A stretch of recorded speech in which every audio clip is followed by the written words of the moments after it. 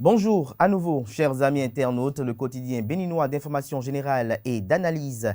L'informateur titre ce matin manchette, processus de revalorisation des salaires, rencontre de vérité le mardi 26 avril. Les centrales et confédérations syndicales invitées pour une séance de travail avec le chef de l'État au palais de la présidence. Toujours à la une de l'informateur de ce matin, nouvelle attaque terroriste dans le parc de la Pingerie, au moins 5 morts et des blessés graves. L'article est à retrouver à la page 4. Toujours à la une de l'informateur de ce matin, signature de 3 contrats d'affermage des ouvrages hydrauliques d'alimentation en eau potable, le gouvernement au chevet des populations en milieu rural. Le quotidien Fraternité affiche ce matin en manchette Abdelafiz Yekini, secrétaire général du syndicat des travailleurs de l'administration locale. La réforme de la décentralisation est une initiative louable. Retrouvez la transcription intégrale de ces propos aux pages 2 et 3 de la livraison de ce matin du quotidien Fraternité qui communique à la une ce matin production et distribution d'eau en milieu rural. Le gouvernement signe 3 contrats d'affermage pour des travaux hydrauliques. Toujours à la une du quotidien Fraternité de ce matin, rupture du jeûne, les fruits favoris des musulmans vous sont révélés à la page 4 de la page de ce matin du journal. Le matinal titre ce matin manchette revalorisation des salaires et du SMIG, rencontre décisive entre Talon et les syndicats. Le gouvernement met tout de son côté pour réussir le processus de revalorisation des salaires et du SMIG. Si depuis cette annonce faite en 2021, les centrales et confédérations syndicales ont souhaité échanger avec le chef de l'État à propos, l'occasion leur est désormais offerte.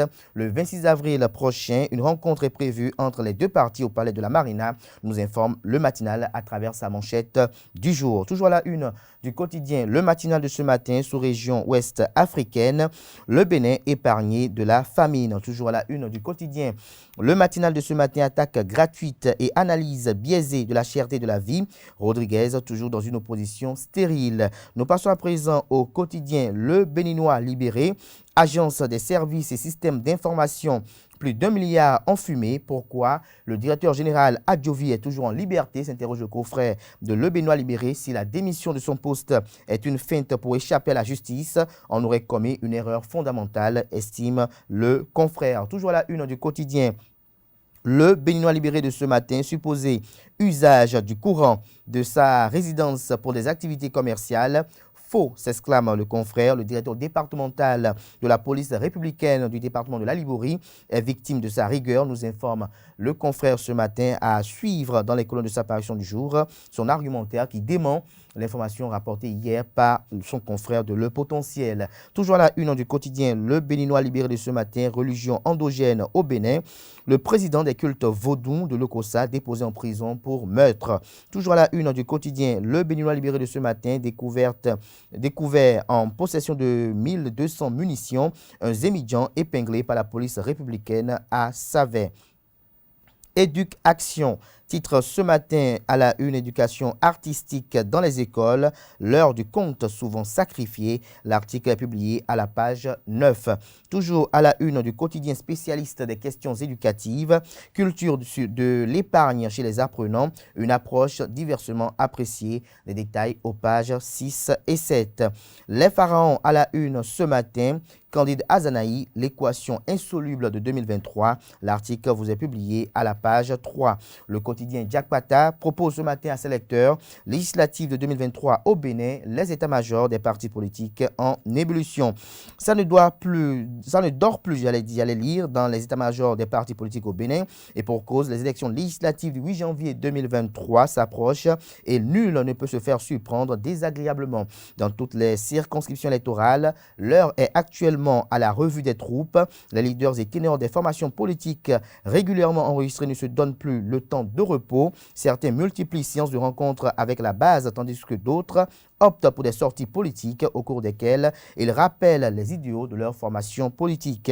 Sous d'autres cieux, les acteurs politiques s'activent pour résoudre l'épineuse question relative au positionnement sur la liste de candidatures. À ce niveau, les négociations et les conciliabules s'intensifient.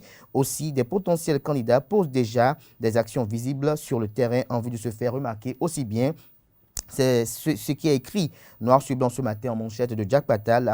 La suite de l'article est à retrouver à la page 4 de sa livraison de ce 12 avril. Présidence de la République du Bénin, une rencontre annoncée au sujet de la revalorisation des salaires, communique le confrère de Jack Patal. Bénin Média titre ce matin en manchette, décidé à tourner définitivement la page de la spirale de la violence pour jouer désormais sur les leviers de la paix et du développement. Le peuple de Bantais demande pardon à la République et au président Patrice Talon.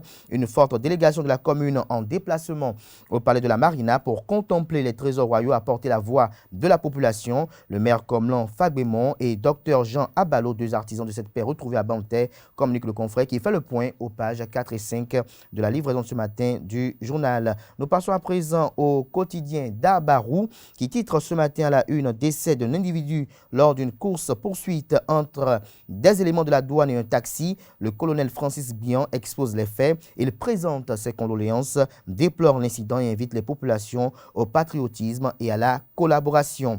Le quotidien La Boussole titre ce matin en manchette « Achat frauduleux d'une autre maison à Pébier quand Ousmane Traoré persiste dans du faux et usage de faux.